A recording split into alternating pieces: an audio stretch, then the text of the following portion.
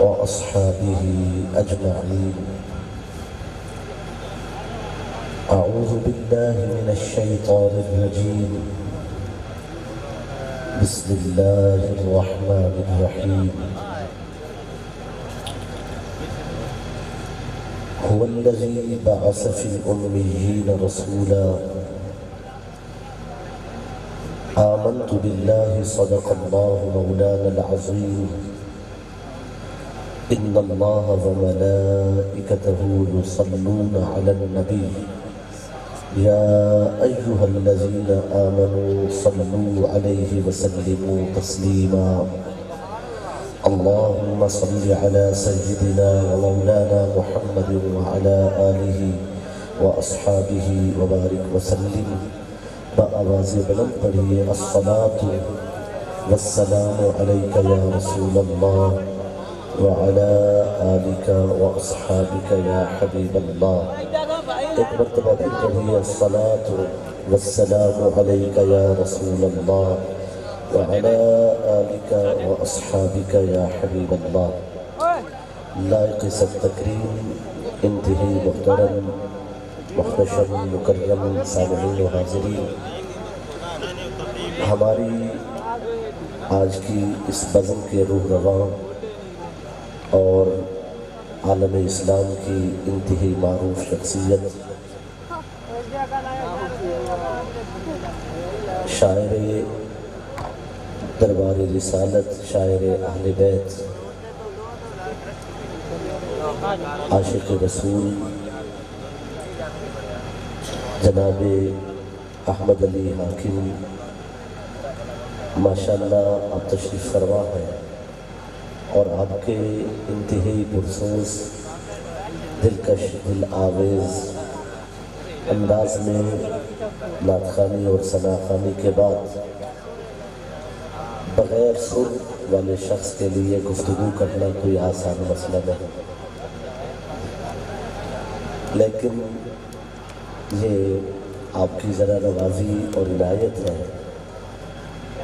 آج کی اس بزم میں پیر طریقت جناب مخدوم و محتشم سید محمد خضر حیات شاہ سے دامت برکاتکم اور انتہائی محتاط انداز میں نقابت فرمانے والے صاحب علم اور جناب محترم خاور عظیم صاحب اور پاکستان کی انتہائی سریلی آوازوں میں اور بہت ہی پیاری ادائیگی کے ساتھ کیا حسن تلفظ ہے جناب قاری قرآن خورشید الحسن نعیمی صاحب۔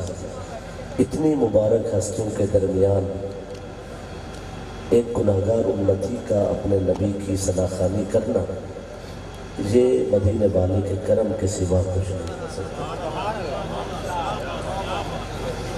اور زیادہ طویل گفتگو نہیں، چند کلمات پیش کرنے ہیں۔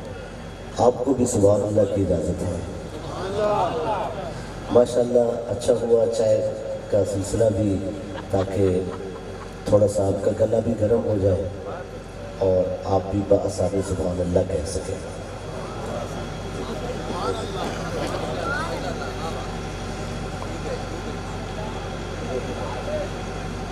قبلہ تشریف فرمائے کیونکہ اسماء گرامی سے واقفیت نہیں ہے۔ بھائی محمد شہباز خان صاحب، بھائی غلام عباس خان صاحب اور جملہ خان صاحبان، اللہ تعالی ہم سب کی نوکری قبول فرمائے۔ تو آپ فرمائے اللہ ہم سے راضی ہو، ایسا راضی ہو کہ پھر کبھی ناراض نہ ہو۔ آغاز گفتگو، اصل مسئلہ یہ ہے کہ ارباب علم اور اہل دانش کی سوئی ایک جگہ پر اٹکی ہوئی ہے۔ ایک مسئلہ ہے جس نے عرصہ سے اتنا طول اختیار کر لیا ہے، کوئی بزم اس بحث سے خالی نہیں۔ کوئی کہتا ہے کہ سرکار بشر ہے اور کوئی کہتا ہے کہ سرکار نور ہے۔ حقیقت تو یہ ہے کہ یہ دونوں راستے کی باتیں ہیں۔ جہاں تک میرے نبی کی حقیقت کا تعلق ہے، وہاں حقیقت محمدی تک حقیقت محمدی کے غبار تک نہ بشریت پہنچی ہے نہ نورانیت پہنچی ہے۔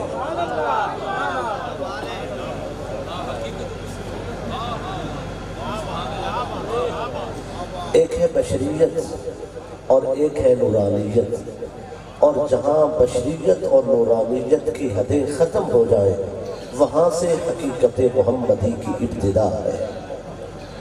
اس لیے میں بار دیگر گزارش کر رہا ہوں کہ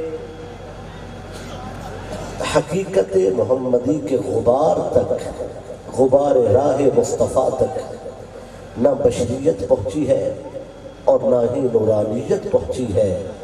جہاں تک میرے نبی کی حقیقت کا تعلق ہے صلی اللہ علیہ وآلہ وسلم، وہاں بشر و بشریت کا، نور و نورانیت کا، ملک و ملکوت و ملکیت کا کوئی دخل نہیں۔ جہاں ان کی حدیں ختم ہو جاتی ہے وہاں سے مقام محمد مصطفیٰ کی ابتدا ہوتی ہے۔ اس بزم کون و مقام میں بھئی ہمارے نبی جیسا، یہ لفظ تو انتہائی نامناسب ہے کہ ہمارے نبی جیسا، سرکار صلی اللہ علیہ وآلہ وسلم جیسا کون ہو سکتا ہے؟ بھی جیسا ہونا تو بڑی بات ہے، ابھی تک کسی نے سرکار کی حقیقت کو، جو عرفان حقیقت ہے، معرفت حقیقت محمدی ہے، نہ آدم کی نگاہ مقام محمدی تک پہنچ سکتی ہے اور نہ ہی جبریل کی۔ توجہ فرما رہے ہیں؟ اس دنیا میں کسی کی نظر، یہ مسئلہ متشابہات میں سے ہے،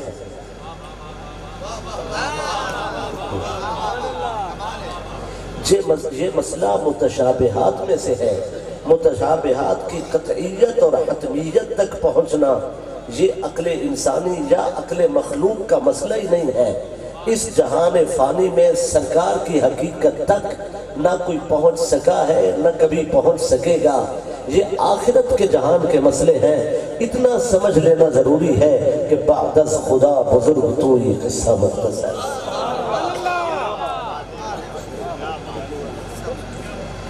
اور عرفان سرکار یہ تو بہت مشکل مسئلہ ہے، اس پہ زیادہ گفتگو نہیں، میں شاید لوٹ کے ایک دو جملہ پھر عرض کروں، آگے چلنا ہے۔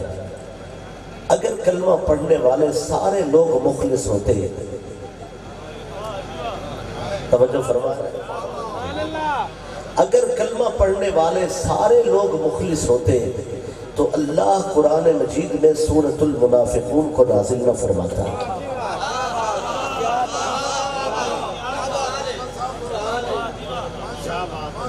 آپ ابھی آواز سن رہے ہیں، باہر سے جنریٹر کی آواز آ رہی ہے۔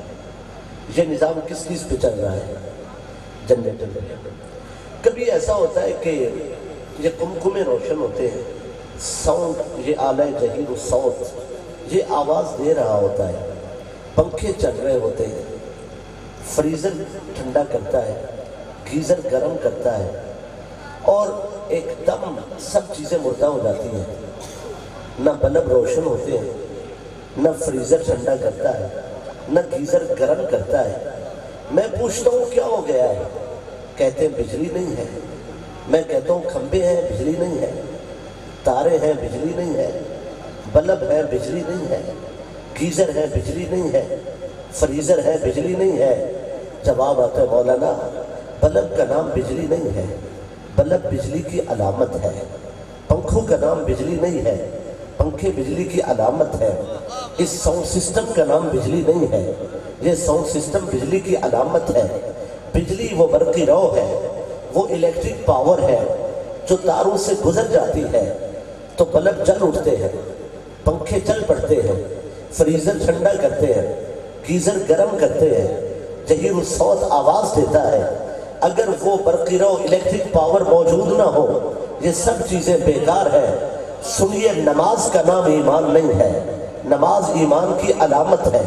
روزے کا نام ایمان نہیں ہے، روزے کا نام، روزہ ایمان کی علامت ہے۔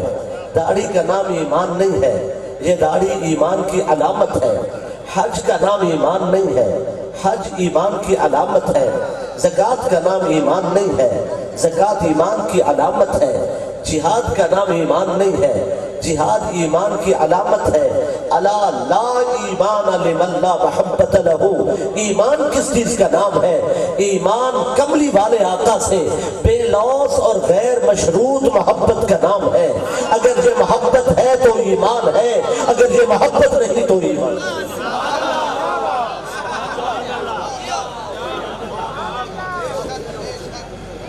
اور جب یہ محبت موجود ہو تو نماز معراج ہے، روزہ قرب ہے، حج وصل ہے، زکوٰۃ تقرب ہے، جہاد لقاء الہی کا ذریعہ ہے۔ اور اگر یہ محبت نصیب نہ ہو تو نماز صرف ورزش ہے، روزہ بھوک ہڑتال ہے، حج سیر و سیاحت ہے، زکوٰۃ محض خرچ ہے، اور جہاد صرف فساد ہے۔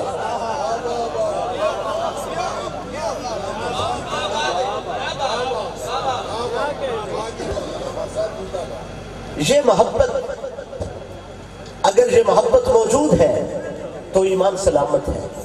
میں واقعات پیش کرنے سے پہلے، چونکہ اہل علم کا مجمع ہے تو دو چار جملے ضرور عرض کرنا چاہوں گا۔ اللہ تعالیٰ نے فرمایا اذا جاءک المنافقون، جب آپ کے پاس منافق آئیں گے، اللہ تعالیٰ نے انہیں خود منافق فرمایا۔ جب منافق آئیں گے، توجہ فرما رہے ہیں، قالوا نشہد انک لرسول اللہ، فرمایا جب یہ منافق لوگ آپ کے پاس آئیں گے تو یہ کہیں گے کہ ہم گواہی دیتے ہیں بے شک آپ اللہ کے رسول ہیں۔ نشہد، ہم گواہی دیتے ہیں، انک، بے شک آپ، لرسول اللہ، ضرور اللہ کے رسول ہیں۔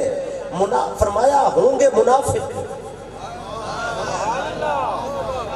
لیکن نشہد انک لرسول اللہ، کہیں گے ہم گواہی دیتے ہیں بے شک آپ اللہ کے رسول ہیں، یعنی محمد الرسول اللہ کہیں گے۔ اللہ کہہ دیا، بات ختم ہو گئی۔ اللہ نے فرمایا واللہ یعلم انک لرسولہ، اللہ بھی جانتا ہے کہ آپ اللہ کے رسول ہیں۔ واللہ یشہد، اور اللہ گواہی دیتا ہے، ان المنافقین لکاذبون، بے شک یہ سارے منافق جھوٹے۔ اللہ وہ محمد رسول اللہ کہتے ہیں پھر بھی جھوٹے، محمد رسول اللہ کے نعرے لگائیں پھر بھی جھوٹے، محمد رسول اللہ کہیں پھر بھی جھوٹے، محمد رسول اللہ کے نعرے لگائیں پھر بھی جھوٹے، محمد رسول اللہ کی صدا لگائیں پھر بھی جھوٹے۔ اللہ جب کہہ دیا محمد رسول اللہ، مسئلہ ختم کیوں نہیں ہوا؟ فرمایا رسول اللہ بھی کہیں میرے محبوب کی عظمت کا انکار کریں، رسول اللہ بھی کہیں اختیارات کا انکار کریں، رسول اللہ بھی کہیں کمالات کا انکار کریں، رسول اللہ بھی کہیں تصرفات کا انکار کریں، رسول اللہ بھی کہیں میلاد کا انکار کریں، رسول اللہ بھی کہیں معراج کا انکار کریں، رسول اللہ بھی کہیں شان و عظمت کا انکار کریں، رسول اللہ بھی کہیں سیاح لا مکان کی سیاحت کا انکار کریں، رسول اللہ بھی کہیں روح مع الجسد ما ورائے عرش جانے کا انکار کریں، رسول اللہ بھی کہیں ان کے معجزات سننے سنانے سے انکار کریں، رسول اللہ بھی کہیں نعت ان کی طبیعت پر کرام گزرے، رسول اللہ بھی کہیں اپنے جیسا بھی کہیں، رسول اللہ بھی کہیں اپنی مثل بھی کہیں۔ فرمایا یہ جھوٹے ہیں۔ اللہ وجہ کیا ہے؟ فرمایا صرف محمد رسول اللہ کہنا کافی نہیں ہے، میرے رسول کی عظمت کو ماننا ضرورت ہے۔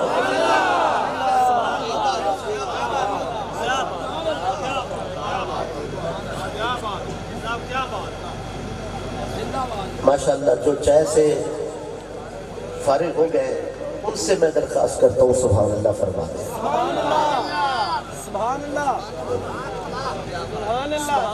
اچھا، اللہ تعالیٰ نے پھر آگے چل کر ان لوگوں کا ذکر، ان کی نشانی ذکر فرمایا اذا رأیتہم، جب آپ ان لوگوں کو دیکھیں گے تو عجیبوں کا، تمہیں حیران کر دیں گے، اجسامہم، ان کی شکلیں تم دیکھو گے، تم سمجھو گے دین کے بڑے وفادار یہی ہیں، دین کے بڑے خادم یہی ہیں، دین کے بڑے سپاہی یہی ہیں، دیندار ہی یہی ہے۔ تو عجیبوں کا اجسامہم، ان کی صورتیں تمہیں حیران کر دیں گی۔ وَإِن يَقُولُوا تسمع لقولہم، اور اگر تم نے ان کی باتیں سن لی، کأنہم خشب مسندہ، یہ ایسے ہوں گے جیسے کھجور کا خشک اور بیکار تنا جسے دیوار سے لگا دیا گیا، مسندہ، دیوار سے ٹیک لگایا ہوا۔ آپ نے کبھی کھجور کا تنا دیکھا ہوگا، جب یہ کسی کام کا ہو اسے چھت پر چڑھاتے ہیں، جب یہ کسی کام کا ہو چھوٹا موٹا پل بنا لیتے ہیں، جب یہ کسی کام کا ہو کشتیوں پہ موٹر سائیکل چڑھانے کے لیے استعمال کرتے ہیں، جب یہ کسی کام کا ہو تو اس سے چھوٹا موٹا چھپر بنا لیتے ہیں، سایہ کر لیتے ہیں، اور جب یہ بیکار ہو جاتا ہے تو کسان لوگ اس کھجور کے خشک تنے کو دیوار سے ٹیک لگا دیتے ہیں۔ اللہ تعالیٰ نے وہ تنا جسے دیوار سے ٹیک لگا دیا گیا ہو مسندہ کہہ کر اس سے ان لوگوں کو تشبیہ دی ہے۔ فرمایا جب تم انہیں دیکھو گے تو یہ دین کے بڑے خادم نظر آئیں گے، اور جب یہ ان کی باتیں سنو گے تو یہ کھجور کے اس تنے کی مانند ہوں گے جسے دیوار سے ٹیک لگا دیا جاتا ہے۔ اللہ اس کے ساتھ کیوں تشبیہ دی ہے؟ فرمایا اس کے دو سرے ہوتے ہیں، ایک سرا دیوار کے ساتھ ہوتا ہے اور ایک سرا زمین کے ساتھ ہوتا ہے۔ دیوار سے کہتا ہے تیرے ساتھ ہوں، زمین سے کہتا ہے تیرے ساتھ ہوں۔ دیوار کھڑی رہے یہ کھڑا رہتا ہے، اور دیوار گر جائے تو یہ پہلے گر پڑتا ہے، نہ یہ دیوار کے ساتھ ہے نہ یہ زمین کے ساتھ۔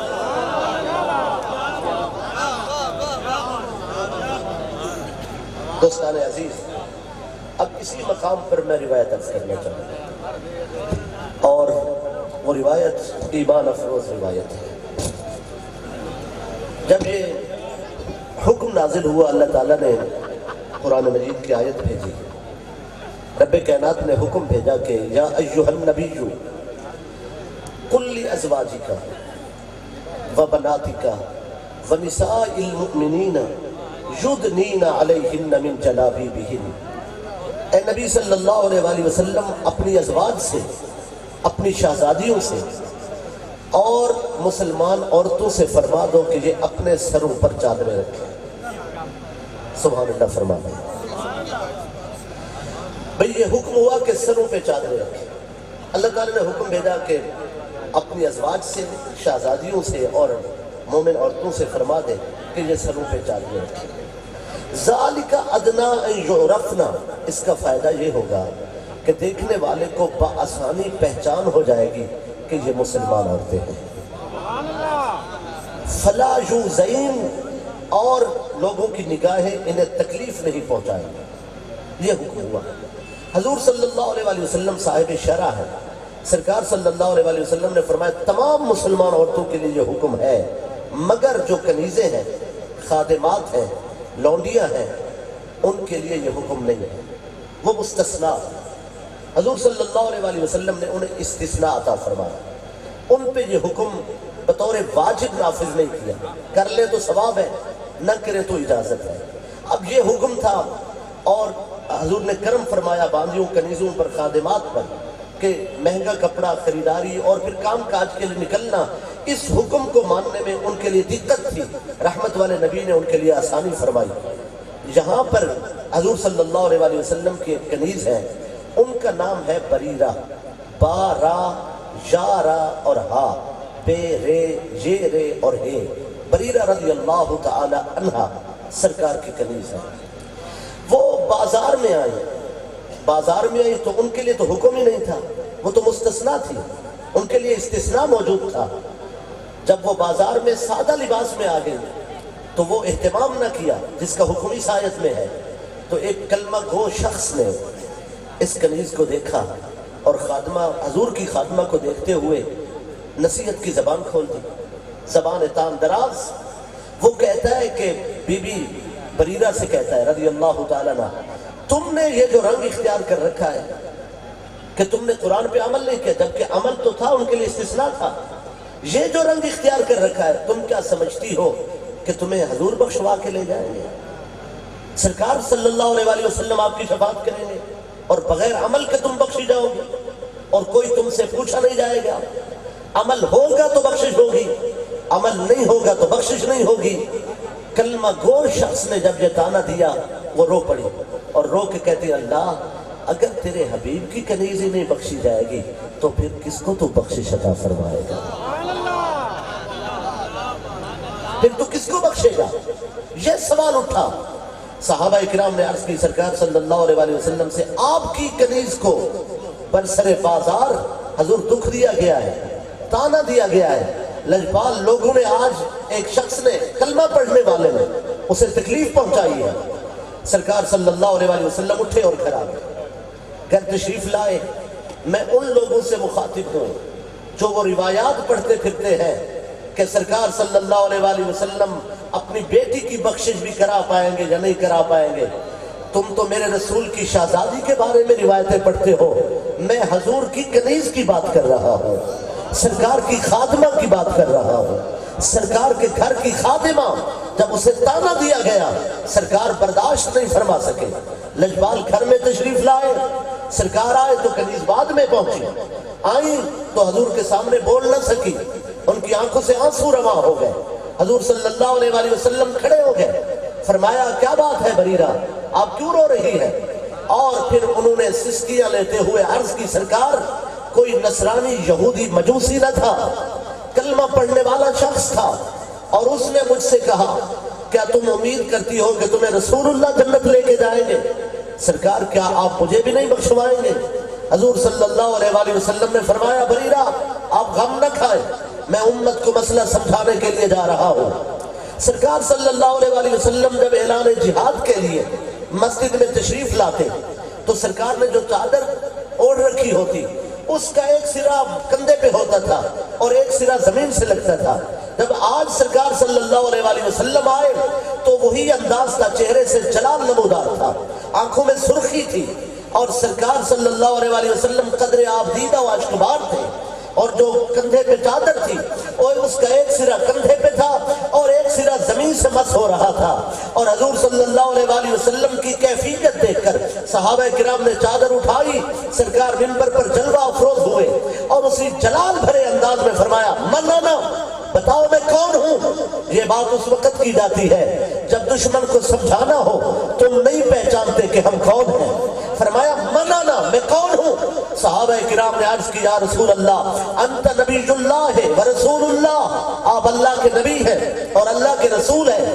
سرکار نے فرمایا نعم ولیکن مولانا یہ ٹھیک ہے لیکن بتاؤ میں کون ہوں؟ عرض کی سرکار انت محمد ابن عبداللہ ہے وابن عبد المطلب، آپ محمد بن عبداللہ ہے، آپ جگر گوش ہے عبد المطلب ہے، آپ بنو ہاشم ہیں۔ حضور صلی اللہ علیہ وسلم کا جلال نہیں تھما تھا، فوراً فرمایا نعم ولیکن مولانا یہ ٹھیک ہے لیکن بتاؤ میں کون ہوں؟ اب صحابہ کرام رونے لگے، ہاتھ جوڑ کر عرض کی سرکار پھر آپ ہی بہتر جانتے ہیں کہ آپ کون ہیں۔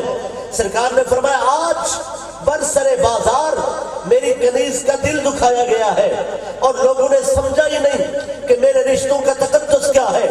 ما بال اقوام الذین طعنوا فی رحمی، ان کا حشر کیا ہوگا جو میرے تعلق کا احساس نہیں کرتے۔ فرمایا لوگ سنو انا اول من تنشق قبرہ، روز محشر جس کی مزار کا دروازہ سب سے پہلے کھولا جائے گا وہ میں ہوں۔ انا قائدہم اذا وافدوا، جس وقت لوگ سوار ہو کر رب کی طرف جائیں گے جس کے ہاتھ میں قیادت ہوگی وہ میں ہوں۔ وَأَنَا خَطِيبُهُمْ إِذَا أَنصَتُوا، جب سارے خاموش ہوں گے سب کی طرف سے جو رب کے ساتھ بولے گا وہ میں ہوں۔ الکرامۃ والمفاتیح یومئذ بیدی، عزت اور کرامت کے خزانوں کی کنجیاں جس کے ہاتھ میں ہوں گی وہ میں ہوں۔ وَأَنَا أَخِرُّ لَهُ سَاجِدًا، عرش پہ جس کا مصلی بچھایا جائے گا وہ میں ہوں۔ حضور وحدت میں جو سجدہ کرے گا جسے رب فرمائے گا ارفع راسک یا محمد، پیارے اپنا مکھڑا دکھائیے وہ میں ہوں۔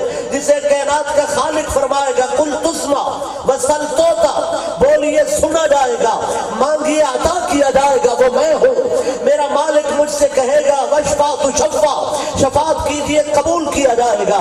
انا اول شافع و اول مشفع، سب سے پہلے شفاعت کرنے والا میں ہوں، سب سے پہلے میری شفاعت کو قبول کیا جائے گا۔ فرمایا سب سے پہلے میں شفاعت کروں گا۔ ما بال اقوام الذین طعنوا فی رحمی، ان کا کیا حشر ہوگا جو میرے تعلق کا پاس نہیں رکھتے، جنہیں احساس ہی نہیں ہے کہ میرے تعلق والوں کی شان کیا ہے۔ فرمایا جب میں بخشوانے پہ آ گیا میں صفیں بخشوا دوں گا، میں قطاریں بخشوا دوں گا، شفاعت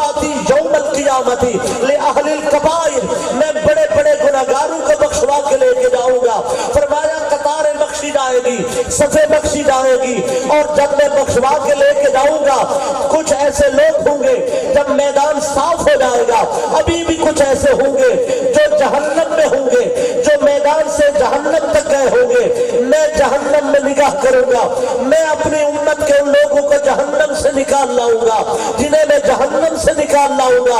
جب وہ باہر نکلیں گے وہ یہ نہیں سوچیں گے کہ ابھی تو نکلے ہیں، ابھی باہر آئے ہیں۔ فرمایا کوئی حجاب رکھے بغیر رب سے باتیں شروع کر دیں گے۔ جنہیں میں شفاعت کر کے جہنم سے باہر لاؤں گا وہ اللہ سے باتیں کرنا شروع کر دیں گے۔ اللہ میری عزت کی خاطر ان پکڑے ہوئے لوگوں کو جنہیں میں چھڑا کے لاؤں گا، جب میں باہر لاؤں گا وہ رب سے باتیں کریں گے۔ اللہ میری خاطر ان کی شفاعت پر جہنمیوں کو نکال دے گا۔ میری وجہ سے جو جہنم سے میں نکال لایا ہوں ان کی شفاعت پر اور لوگ جہنم سے نکالے جائیں گے۔ میں تو میں ہوں، میرے بخشے ہوئے تو بخشوا جائیں گے، میرے پکڑے ہوئے جب چھڑا کے لاؤں گا وہ بھی اوروں کو بخشوا جائیں گے۔ یہ کہتے میری کنیز کی بخشش نہیں ہوگی، ہم جب بخشوانے پہ آئے ہم پھر اپنے بھی بخشوائیں گے، اپنوں سے پہلے جو تھے ان کے جو اپنے تھے انہیں بھی بخشوائیں گے۔ اس وقت تک راضی نہیں ہوں گے جب تک میری امت جنت میں جائے۔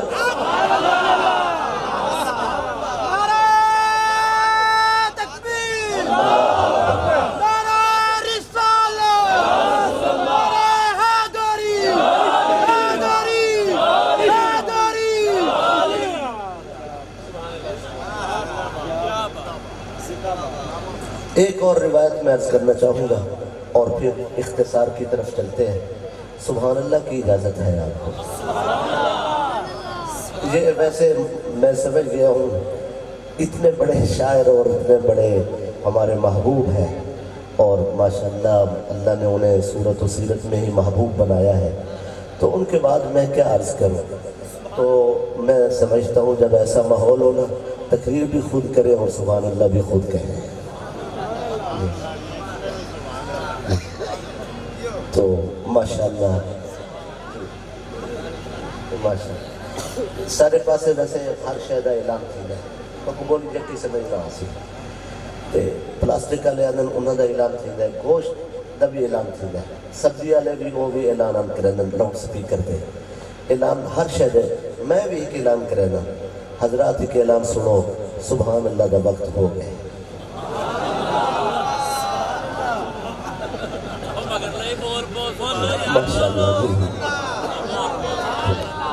بھائی دوستان عزیز توجہ فرمائیے، اللہ اکبر۔ حضور صلی اللہ علیہ وسلم نے اسی خطبے میں سرکار نے پھر امت کو متوجہ فرمایا اور میرے دل کو یہ بات بہت شفا دیتی ہے۔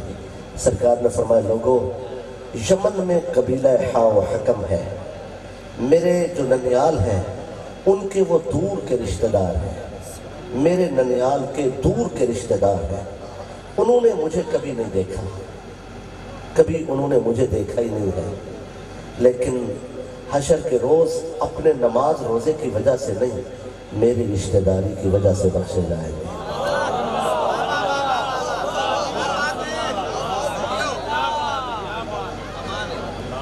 ہائے ہائے، لوگ تو قرابت داری کو سمجھتے ہی کچھ نہیں۔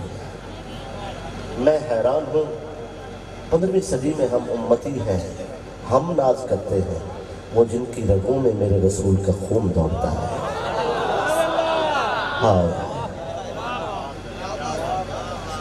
آپ نے اس شخص کی ایک بات سنی ہوگی جو مخالف تھا، دشمن تھا، مجرم تھا اور رنگے ہاتھ چور پکڑا گیا، صرف لڑنے کا عادی نہیں تھا، لڑانے کا شوقین تھا، پیسے لگاتا تھا، اسلام کے خلاف رقم لگا رہا تھا، جسے سمامہ ابن سمامہ کہتے ہیں۔ وہ نواب ابن نواب تھا، سردار ابن سردار تھا اور صدیوں سے قبائلی سرداری اس کے حصے میں تھی، اس کے آبا و اجداد، اور پھر اسے وراثت میں یہ نوابی ملی تھی اور رنگے ہاتھ چور پکڑا گیا۔ وہ جو اسلام کے خلاف پیسہ خرچ کرتا تھا، لڑائی کے لیے اکساتا تھا، تقریریں کرتا تھا، شاعری کرتا تھا، گرفتار ہوا۔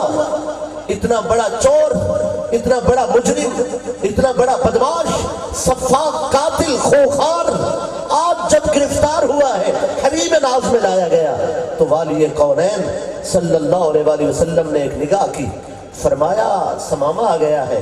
عرض کی سرکار وہی سمامہ جس نے نقصان پہنچایا ہے، فرمایا اسے میری مسجد کے ستون کے ساتھ باندھ دو۔ میں حیران ہوں، ما بین بیتی و منبری روضۃ من ریاض الجنہ، کون سی مسجد؟ میرے گھر سے لے کر میرے منبر تک یہ جنت کا اعلیٰ باغ ہے، جو دشمنوں کو جنت میں قید کرتا ہو وہ دوستوں پر کتنا مہربان ہوگا۔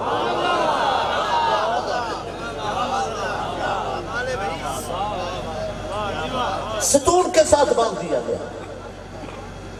میری طرف توجہ فرمائیے، سرکار صلی اللہ علیہ وآلہ وسلم تشریف لائے، نماز کا وقت تھا، دشمن پر نظر کی، قریب پہنچے۔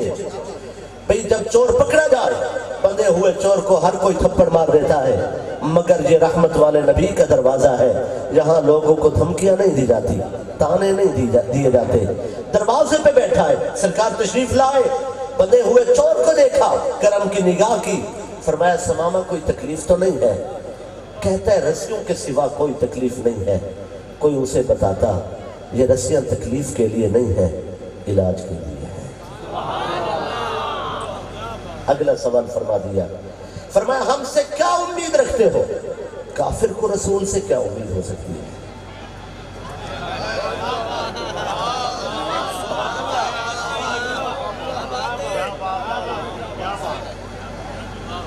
کہا آپ سے کوئی امید نہیں ہے، قتل کر دیں میرا قبیلہ ہے، ہم بھی قتل کریں گے، اگر آپ مجھے چھوڑ دیں گے، احسان کریں گے، میرا قبیلہ ہے، میں کوئی غریب تو نہیں ہوں، مفلس و کنگال نہیں ہوں، تنگ دست تو نہیں ہوں، میں سونے چاندی کے ڈھیر لا کے رکھ دوں گا، میرے پاس کنیزیں ہیں، خادمات ہیں، لونڈیاں ہیں، جو چاہیے وہ مل سکتا ہے۔ نہ موت کی درخواست کرتا تھا، نہ زندگی کی بھیک مانگتا تھا، اس کی گردن میں سریہ تھا، حضور ناز میں اکڑ کر بیٹھا تھا، جس عورت کے لہجے میں باتیں کر رہا تھا، اور رحمت والے نبی نے فرمایا ہم قتل کریں تو خوش نہیں ہوتے، اگر احسان کریں تو بدلہ نہیں لیا کرتے۔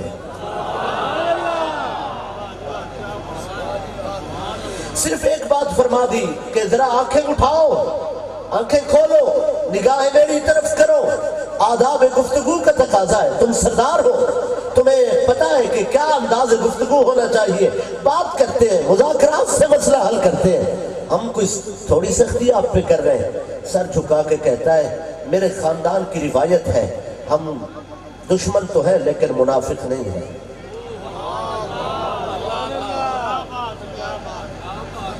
میرے خاندان کی روایت ہے، ہم جس سے محبت کرتے ہیں اس کو دیکھتے ہیں، جب نفرت ہو تو ہم نگاہ نہیں کرتے۔ میرے دل میں آپ کے لیے نفرت ہے، میں آپ کو نہیں دیکھ سکتا۔ سرکار نے اس کی غلط باتوں کا برا منانے کی بجائے میرے مالک کے حضور میں حاضر ہو گئے اور اللہ کو سجدہ کیا، نماز پڑھائی، نماز کے بعد گھر تشریف لے گئے۔ اگلے روز سرکار پھر آ گئے، پھر وہی سوال وہی جواب، نہ سوال بدلا نہ جواب بدلا، نہ انداز بیان بدلا نہ طرز گفتگو۔ دوستو وہی طرز کلام، اگر وہ بدخلقی کی راہ نہیں چھوڑ سکتا تھا تو یہ خلق عظیم کی شاہراہ نہیں چھوڑ سکتے تھے۔ تیسرے روز سرکار پھر تشریف لائے، سرکار نے سوال فرمایا کوئی تکلیف تو نہیں ہے؟ کہتا ہے رسیوں کے سوا کوئی نہیں ہے۔ کوئی امید ہے؟ کہتا ہے قتل کرو گے قتل کریں گے، احسان کرو گے احسان کریں گے۔ سرکار نے فرمایا پھر دیکھنا گوارا ہو سکتا ہے؟ کہتا ہے ابھی بھی دل میں نفرت ہے، میں آنکھیں نہیں کھول سکتا۔ نماز پڑھائی، نماز کے بعد فرمایا سمامہ کی رسیاں کھول دو، اسے آزاد کر دو، 3 دن ہم نے مہلت دی ہے۔ فرمایا اب اسے جانے دو، اسے گھوڑا بھی دے دینا، اس کے ساتھ کھانا بھی اسے دینا، زاد راہ بھی دینا، پانی کا مشکیزہ بھی دینا، اور فرمایا اسے آداب کی عادت ہے، یہ سردار ہے، اس کا خیال رکھنا، شاہراہ مدینہ سے اسے باہر تک پہنچانا، مدینہ کی گلیوں سے اسے لے کے جانا۔ دوستو دشمن گھوڑے پہ سوار سوار تھا اور رحمت والے نبی کے سپاہی صحابہ کرام اس کے ساتھ پیدل جا رہے تھے، شہر کی آخری منزل پہ پہنچے، اسے کھانا بھی دیا، پانی کا مشکیزہ بھی دیا، اسے گھوڑا بھی دیا، زاد راہ بھی عطا کیا، جاتے ہوئے شخص کے ہاتھ میں تلوار بھی تھما دی تاکہ کوئی جانور نقصان نہ پہنچائے۔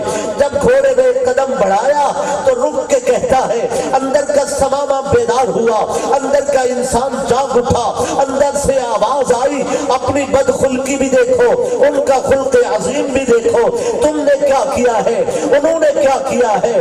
اور کوئی بات بھی نہیں تھی، اگر کوئی عام بادشاہ ہوتا تجھ سے گھوڑے اور اونٹ مانگتا، تم سے باندیاں اور کنیزیں مانگتا، ریاست میں حصہ مانگتا، کاروبار میں شراکت مانگتا، دولت تخت اور تاج مانگتا، فرمایا ہیرے جواہرات مانگتا، تم سے سوال کرتا، زر اور زیور کا تمہارے ساتھ بات طے ہوتی، معاہدہ ہوتا، پھر بھی تمہاری جان کو معلوم نہیں یہ آزادی ملتی یا نہ ملتی۔ ان کے کرم کا اندازہ کرو، انہوں نے تمہارے ساتھ کوئی بات ہی نہیں کی، تمہیں بآسانی چھوڑ دیا ہے اور زیادہ سفر بھی ساتھ دیا ہے، تلوار بھی ہاتھ میں تھمائی ہے۔ دشمن کے ہاتھ میں کون تلوار تھماتا ہے؟ شہر کی اس آخری منزل پہ اس نے اپنے گھوڑے کو روکا، اندر سے آواز اٹھی، صرف اتنا ہی انہوں نے کہا تھا کہ ایک نظر تو ہمیں دیکھ لو کہ ہم کیسے ہیں تاکہ بات کر سکے۔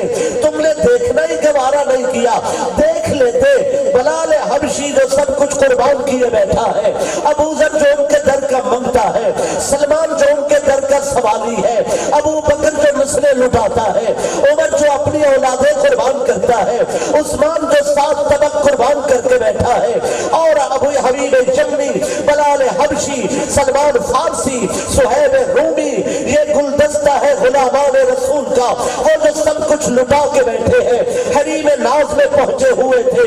ایک نگاہ آپ بھی دیکھ لیتے کہ کیسے ہنسی ہے، کتنے دل نشی ہے، کیا دلکشی و دل آویزی ہے، وہ خوب روح کیسے ہے۔ دوستو ایک بار سوچا، اپنے گھوڑے کو روک لیا۔ ابن اسیر جزری لکھتا ہے، اس الغابہ فی معرفت الصحابہ، ابن اسیر کہتا ہے کہ جب تک اس نے اپنا گھوڑا روکا، ایک بار دیکھنا چاہا، اندر سے آواز آئی، دیکھ لو، وہ سامنے ہو سکتا ہے، سامنے ہو تاکہ تم دیکھ لو، ایک بار کوشش کرو۔ گھوڑا روکا، مڑ کر دیکھا، ابن اسیر کہتا ہے جب تک نہیں دیکھا تھا، آنکھیں بھی اپنی تھی، دل بھی اپنا تھا، ایک بار دیکھا، نہ آنکھیں اپنی تھی نہ دل اپنا تھا۔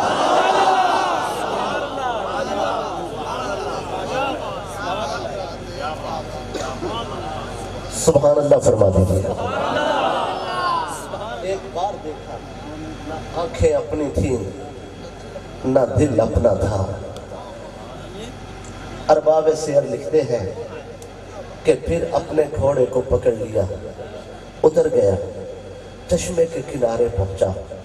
نواب تھا، اپنے ہاتھ سے کپڑے دھونے کا اسے ہنر نہیں آتا تھا۔ آج پہلی بار اسے عشق نے کچھ سکھایا۔ اس نے اپنے کپڑے دھو ڈالے، جسم بھی دھو ڈالا، دل تو کسی کی نگاہ نے دھو ڈالا تھا۔ آج تک بادشاہ بن کے پھرتا رہا، آج تک بادشاہ بن کے پھرتا رہا، آج پہلی بار بندہ بننا نصیب ہوا۔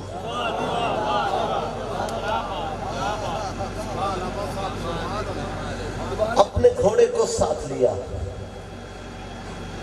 سرکار صلی اللہ علیہ وآلہ وسلم کی بزم تک جا پہنچا۔ اتنے میں حضور مسجد نبوی شریف میں بزم سجائے بیٹھے تھے۔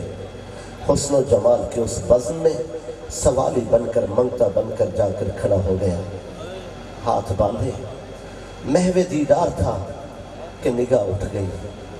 بھئی جو نعت خان حضرات کہتے ہیں، میں ادنا ثنا خان ہوں، جو کہتے ہیں وہی سچ ہے، جو علماء فرماتے ہیں وہی حق ہے، اور جو نقیب ارشاد کے فرماتے ہیں وہی میرا عقیدہ ہے۔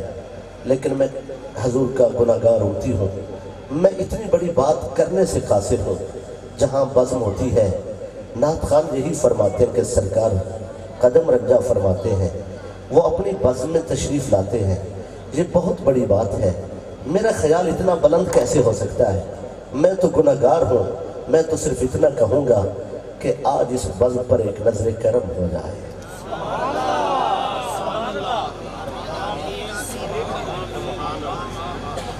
وہ ایک نگاہ کرم حضور صلی اللہ علیہ وسلم نے نگاہ اٹھائی تو سمامہ سامنے سوالی بن کے کھڑا تھا. سرکار نے فرمایا کیوں گئے نہیں ہو, واپس پلٹ آئے ہو؟ سر جھکا کر عرض کی ایک درخواست کرنے آیا ہوں, ایک سوال کرنے آیا ہوں, ایک التجا ہے. فرمایا کیا بات ہے, کیا کہنا چاہتے ہو؟ ہاتھ جوڑ کر عرض کی صرف اتنی درخواست ہے, جسے قیدی کیا کریں پھر اس کی رسیاں کھولا نہ کریں.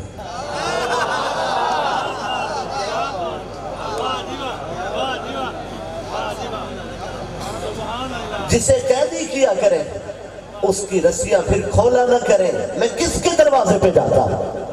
جو لطف و کرم جہاں ہے میں کہاں سوالی بن کے کھڑا ہوتا؟ یہ آپ کی نگاہ عنایت ہے. اور جب سرکار صلی اللہ علیہ وآلہ وسلم نے اتنا کرم فرمایا, نگاہ کرم ہو گئی. جاگ رہے ہیں, کلمہ پڑھایا اور پھر فرمایا کہ کچھ ہمارے پاس ٹھہر جاؤ. دین سکھایا, روانہ کیا. قبلہ سید محمد خضر شاہ سے تشریف فرما ہے. میں ان کی باریک بینی کی نظر جملہ کرنا چاہتا ہوں. مکہ زیارت کو گیا, مکہ کے سرداروں نے تانے دیے. انہوں نے کہا بک گئے ہو, پیسے لگے, دولت ملی ہے, ریاست ملی ہے, کوئی حکومت, کوئی زمین جائیداد ملی ہے, تم نے یہ جو کلمہ پڑھا. آنکھوں سے آنسو رواں ہو گئے. کہتا ہے بکے تو ہیں لیکن ان کے تبسم پر بک گئے. جو میں کہنا چاہتا ہوں وہ ذرا اس سے آگے ہے. جب وہ تانے ملے واپس آ گئے. اس کے علاقے سے, یہ نجد اور اس کے قرب و جوار کا والی ریاست تھا, اس نے اپنے علاقے سے, اس کے علاقے سے گندم آتی تھی مکہ والوں کے لیے. اتنے انہوں نے تانے دیے. اگرچہ وہ تجارت تھی, پیسوں کے بدلے آتے تھے, لیکن پھر بھی اس وقت اور ان حالات میں کوئی دوسری جگہ نہیں تھی جہاں سے بآسانی گندم آ سکے.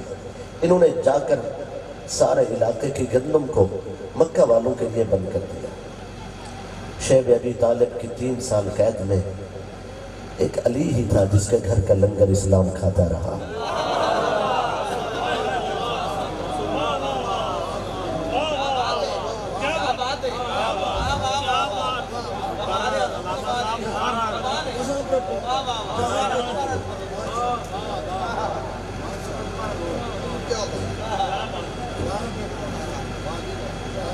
میں بار دیگر عرض کر رہا ہوں, شیب ابی طالب کی 3 سال کی قید میں ایک علی ہی تھا جس کے گھر کا لنگر اسلام کھاتا رہا. میں نے اسلام کی بات کی ہے, ہاں اسلام کی بات کی ہے. رات کے اس پہر میں میں آپ سے عرض کر رہا ہوں, اتنے دکھ تھے جو بتائے نہیں جاتے. دکھ تو اب بھی اتنے ہیں کہ گنوائے نہیں جاتے. ستم ایسے ہیں ذکر کریں تو حالات کا پرامن رہتے ہیں. اطمینان ہے کہ اس دنیا میں نصیب ہی نہیں ہو سکتا. بی بی پاک نے فرمایا تھا صبت علی مصائب لو انہا صب علی الاجام سن لیالیہا.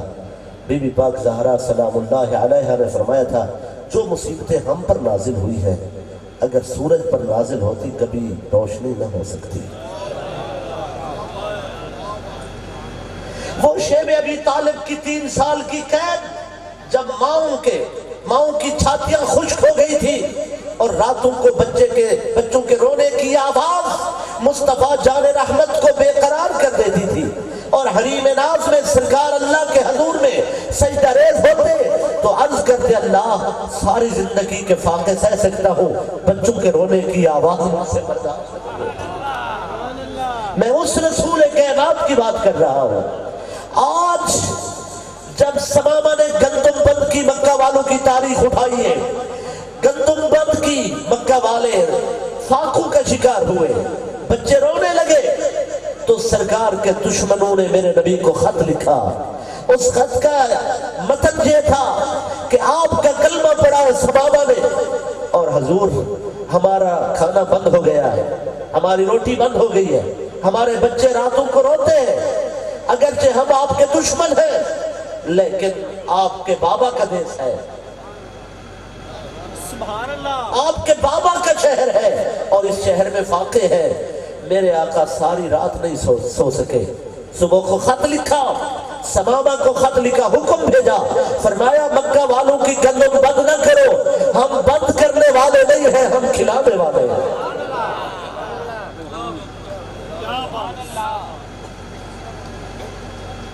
آج میں بات کو ختم کرتے ہوئے معذرت کے ساتھ پھر بھی طویل کچھ گفتگو ہو گئی، ان لوگوں کے بارے میں دو جملے کہنا چاہتا ہوں جن کی طبیعتوں میں یزید کی حمایت کا درد اٹھ رہا ہے۔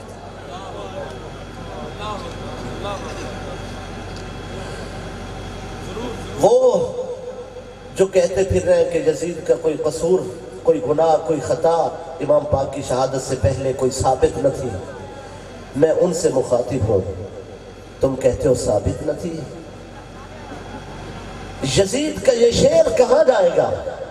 ابن کثیر دمشقی نے، تبری نے، طبقات ابن سعد والے، جملہ مورخین نے، اور خود اس کا کلام جو شام میں چھپتا ہے، جو چھپا ہوا نہیں چھپا ہوا ہے، اس کے اپنے کلام کا یہ مشہور شعر جس میں یزید لکھتا ہے لعبت بنو ہاشم بالملک فلا، لعبت بنو ہاشم بالملک فلا جاء ملک ولا وحی نزل، کہ بنو ہاشم نے نبوت کا کھیل کھیلا ہے، بادشاہ بننا چاہتے تھے، نبوت کی آڑ لی ہے، بادشاہ بننے کے لیے نبوت کا کھیل کھیلا ہے، فلا جاء ملک، کوئی فرشتہ نہیں آیا، ولا وحی نزل، کوئی وحی نازل نہیں ہوئی۔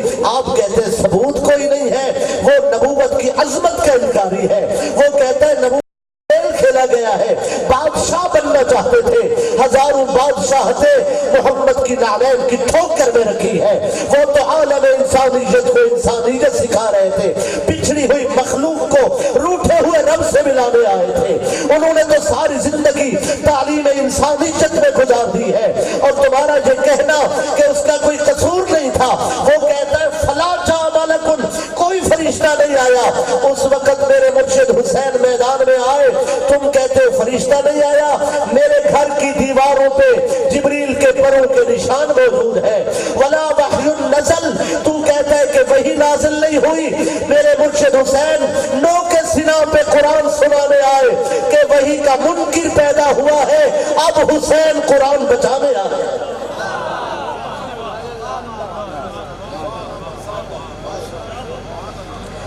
آپ اس کی پچھلی زندگی کی یہ داستان چھیڑ کر اسے بے خطا کہہ کر کس کو خطا کار بنانا چاہتے ہیں؟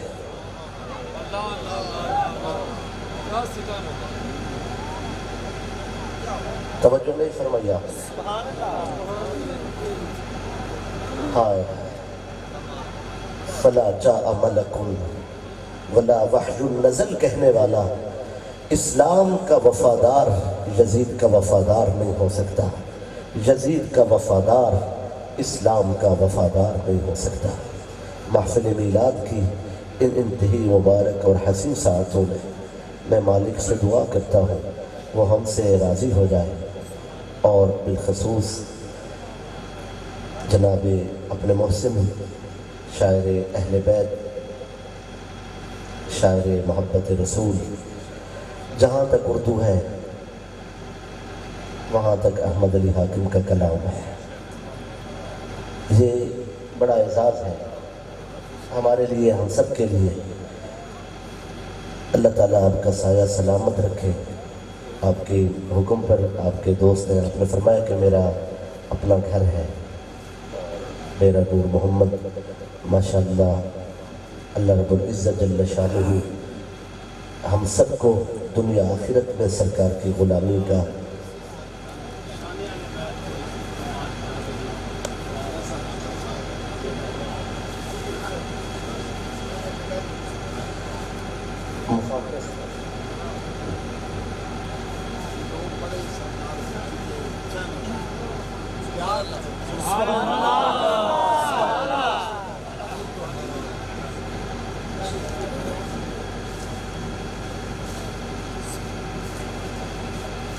بھئی دوستان عزیز، اللہ اکبر، ایک دن شہزادے دونوں گھر سے نکلے، سیر کو روانہ ہو گئے۔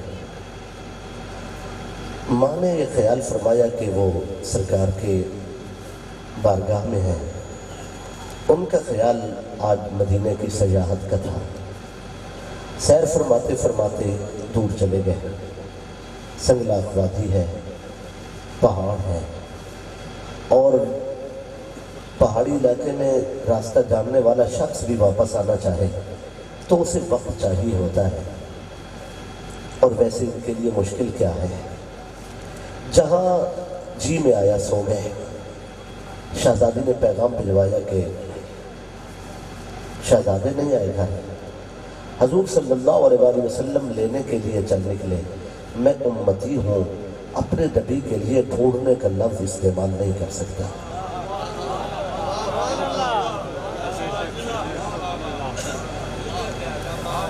سرکار صلی اللہ علیہ وآلہ وسلم لینے کے لیے چلے تو اس روایت کے راوی حضرت ابو بکر صدیق رضی اللہ تعالی عنہ ہے۔ توجہ فرما رہے ہیں؟ سرکار صلی اللہ علیہ وآلہ وسلم گئے تو دونوں شہزادے سو رہے تھے۔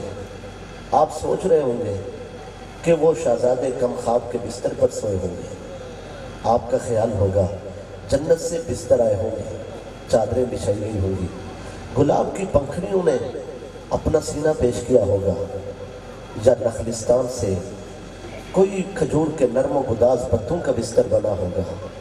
نہیں، سرکار جب پہنچے دونوں شہزادے جبریل کے پروں پر سو رہے تھے۔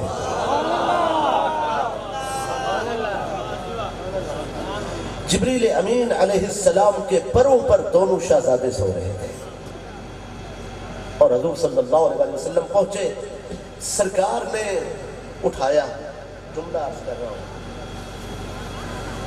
آپ کی توجہ چاہیے، سرکار پہنچے تو دونوں جبریل کے پروں پر سو رہے تھے۔ بھئی جبریل علیہ السلام اگر یوسف علیہ السلام کنویں میں جا رہے ہوں تو پانی تک بعد میں پہنچتے ہیں، جبریل پہلے آ جاتے ہیں۔ چھری ہاتھ میں ہو، چھری گردن تک بعد میں پہنچتی ہے، جبریل پہلے آ جاتے ہیں۔ دونوں شہزادوں کو اٹھا کر بارگاہ تک ہی پہنچانا تھا، پہنچانے کی بجائے اپنے پروں پہ کیوں سلا دیا؟ انہیں پتا ہے کہ حسین جب بھی سر رکھ دے تو سر اٹھانے رسول آتے ہیں۔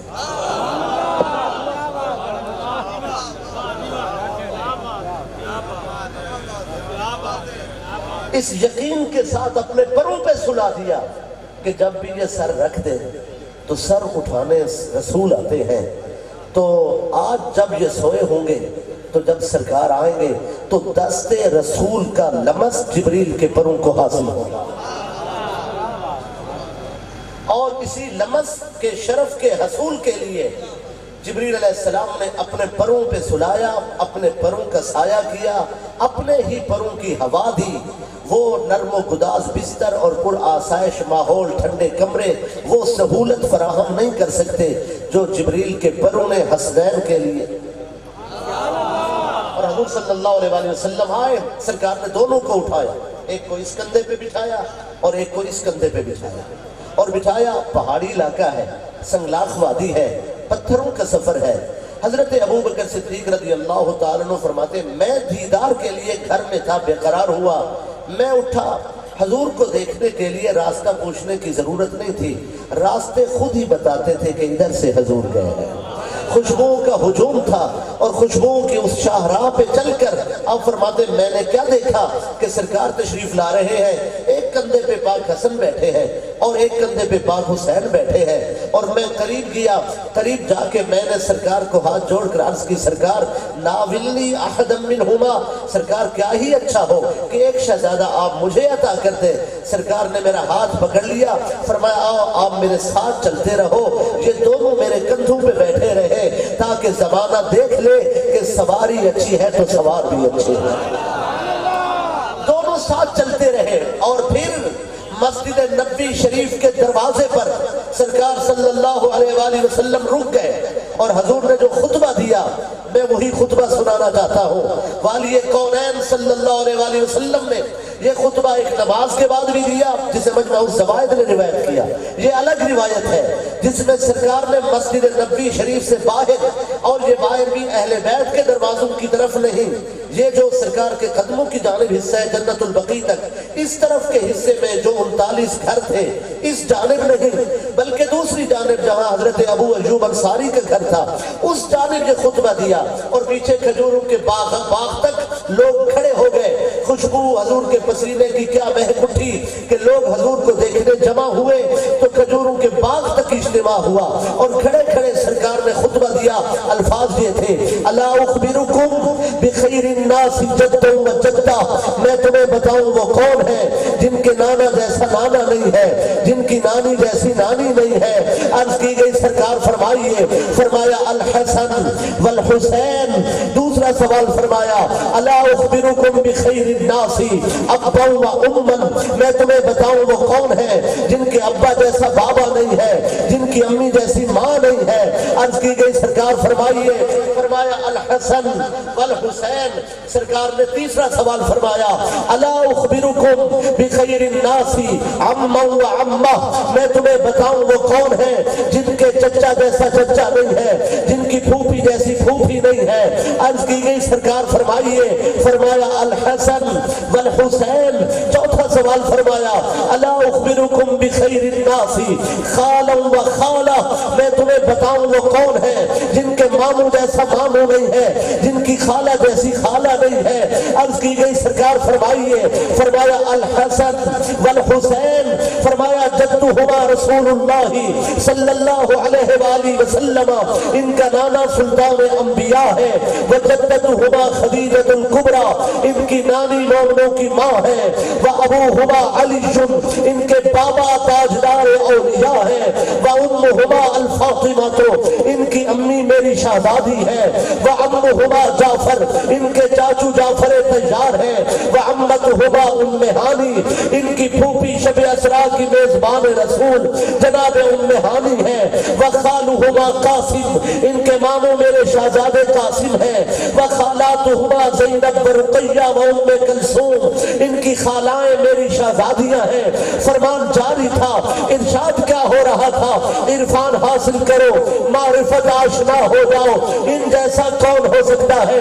ان کے رتبوں جیسے رتبے نہیں ہیں، ان کے خطبوں جیسے خطبے نہیں ہیں، ان کے مقام جیسا مقام نہیں ہے، ان کی عزت جیسی عزت نہیں ہے، ان کی شرافت جیسی شرافت نہیں ہے، ان کے نسب جیسا نسب نہیں ہے، ان کی نسل جیسی نسل نہیں ہے، ان کی آل جیسی آل نہیں ہے، ان کی جماعت جیسی جماعت نہیں ہے، ان کے لشکر جیسا لشکر نہیں ہے، ان کی سپاہ جیسی سپاہ نہیں ہے، ان کی سخاوت جیسی سخاوت نہیں ہے، ان کی شفاعت جیسی شفاعت نہیں ہے، ان کے مقام جیسا مقام نہیں ہے، ان کے رتبے جیسا رتبہ نہیں ہے، ان کے سوالی جیسا سوالی نہیں ہے، ان کے منگتے جیسا منگتا نہیں ہے، ان کی نماز جیسی نماز نہیں ہے، ان کے سجدے جیسا سجدہ نہیں ہے، ان کی تلاوت جیسی تلاوت نہیں ہے، ان کی ریاضت جیسی ریاضت نہیں ہے، ان کے مجاہدہ جیسا مجاہدہ نہیں ہے، ان کی مشقت جیسی مشقت نہیں ہے، ان کے اقرار جیسا اقرار نہیں ہے، ان کے انکار جیسا انکار نہیں ہے، ان کے اوصاف جیسی اوصاف نہیں ہے. سرکار ارشاد فرما رہے تھے اگر کسی کو برابری کا دعویٰ ہو فآتے پہ ابن کا ابی ہما، ایسا ابا لائے جیسا ہے، وَأُمِّن کا اُمِّہِمَا، ایسی ماں لائے جیسے ان کی ہے، وَجَدِّن کا جَدِّہِمَا، ایسا نانا لائے جیسے ان کا ہے، وَجَدَّدِن کا جَدَّتِہِمَا، ایسی نانی لائے جیسے ان کی ہے، وَعَمِّن کا عَمِّہِمَا، ایسا چاچو لائے جیسے ان کا ہے، وَعَمَّتِن کا عَمَّتِہِمَا، ایسی پھوپھی لائے جیسے ان کی ہے، وَخَالِن کا خالہِمَا، ایسا مامو لائے جیسے ان کا ہے، وَخَالَتِن کا خالاتِہِمَا، ایسی خالائیں لائے جیسے ان کی ہے. اور پھر سرکار نے فرمایا لوگوں سنو، جدہما فی الجنہ، ان کا نانا جنت میں ہے، وجدتہما فی الجنہ، ان کی نانی جنت میں ہے، وَأَبُوهُمَا فِي الْجَنَّةِ ان کا ابو جنت میں ہے، وَأُمُّهُمَا فِي الْجَنَّةِ ان کی امی جنت میں ہے، وَعَمُّهُمَا فِي الْجَنَّةِ ان کا چاچو جنت میں ہے، وَعَمَّتُهُمَا فِي الْجَنَّةِ ان کی پھوپھی جنت میں ہے، وَخَالُهُمَا فِي الْجَنَّةِ ان کا ماموں جنت میں ہے، وَخَالَاتُهُمَا فِي الْجَنَّةِ ان کی خالائیں جنت میں ہے، وَهُمَا فِي الْجَنَّةِ یہ دونوں جنت میں ہے۔ اس جملے کے لیے خطبہ تھا، سرکار نے فرمایا وَمَنْ أَحَبَّهُمَا وَمَنْ أَحَبَّهُمَا وَمَنْ أَحَبَّهُمَا فِي الْجَنَّةِ جس نے ان سے محبت رکھی وہ بھی جنت میں ہے۔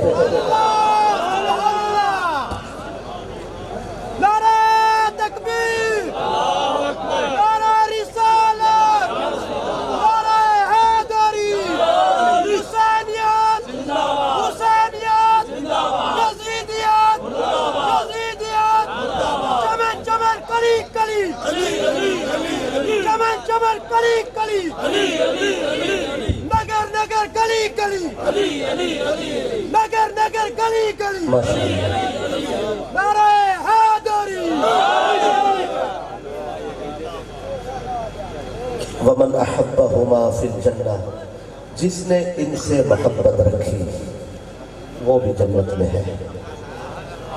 اپنی گفتگو کو یہی مکمل کرتے ہیں۔ دوسری بات ایک بات مکمل ہو چکی تھی لیکن حکم ہوا تو پھر مکمل ہو گئی، اور انسانی کوشش اور کاوش میں بہت اندیشے رہتے ہیں، لیکن اس کا کرم ہے کہ اس نے ہمیں ایسی غلامی سے نوازا ہے کہ جہاں گناہگاروں کے گناہ دھل جاتے ہیں۔ یہ دروازہ ہمارے لیے غنیمت ہے۔ ہم تو اسی در پہ بیٹھے تھے، اسی در پہ بیٹھے ہیں، اور اسی اہل بیت کے در پہ بیٹھے رہیں گے۔ جس کا گزارا جہاں ہوتا ہے وہ کر لے، ہمارا گزارا اسی دروازے پہ ہے۔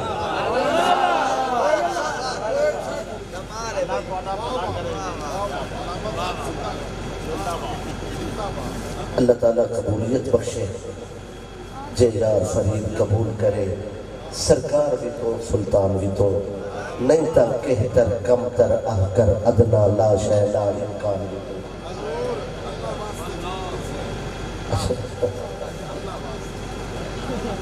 تو آپ اس رہ کے نہیں چلے جائیں گے۔ چلو میں مولانا روم دی گال سرے کی سننا تو ہے زبانہ اجنبی، تو ہے زبانہ اجنبی۔ ایک بکری گئی اجڑ نالو وچھے، ریوڑ کو اجڑ آتا نا، اجڑ نالو بکری گئی وچھے، تے بکری رستہ بھول گئی۔ رستہ بھولی، یاد رکھو جڑا وچھڑ سی او بھول سی۔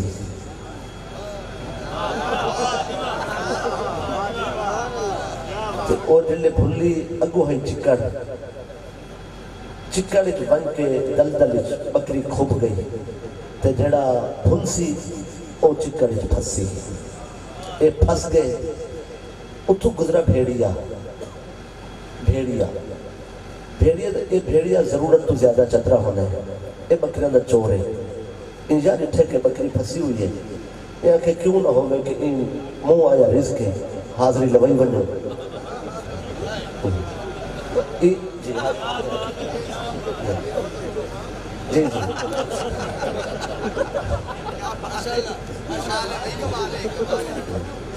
جی جی شاید انہوں نے مطلب ہے کہ بھیڑیے سمجھے کہ اے بکری دا منہ آ ونن اے بھی فضل ہے۔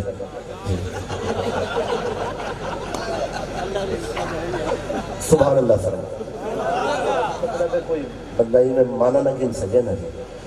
اے بھیڑیا ہے، اے بھی دھرک چاہتا ہے، جامپ ڈیتا ہے، اے نس ڈیٹھا بھی اگو چکڑ ہے، اے ضرورت تو زیادہ چترا ہونے، اے جو ڈیتا ہے دھرک، جامپ جو مارے سے اے ہی پھس گئے۔ مولانا روم آدھن روحان جلے پھسن نا، بکری ڈیٹھا بھیڑیے کنتے بھیڑیے ڈیٹھا بکری کن۔ روحان حکمہ کن ڈیٹھا بکری کھلی، یعنی مسکرائی، یا بکری کھلی بھیڑیا موت تا روحان کو ڈستی ہے، پھس روحان گئے ہیں، کھلتی کیوں ہے؟ وہاں کے فرق ہے کہ میرا سنگ ہے تیرا سنگ کوئی ہے۔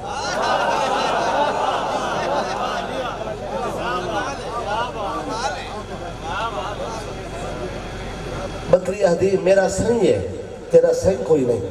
جلے آجڑی چرواہا پہنچ بکریاں گھن کے گھر تے ڈھکے سی بکریاں کو تے وہ دید مرے سی وہ دیکھ سی کچھلی کوئی نہیں. وہ دیکھ سی کجلی کوئی نہیں تے میری تلاش نکل سی میرا کھرا چے سی اتھان کے میں کو دیکھ سی اے نہ سوچے سی کہ یہ غلطی کیوں کی تھی، یہ بچھڑی کیوں ہے، یہ پھسی کیوں ہے، یہ راہ غلط کیوں گدائی.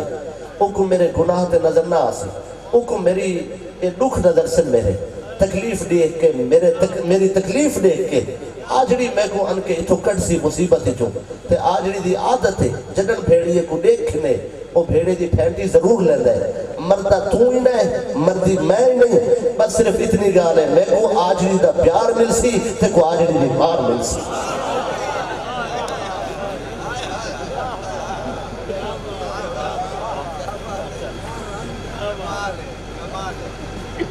مردہ وہی نہیں مردہ اصل ہے، فرق اتنا ہے سارا صحیح ہے.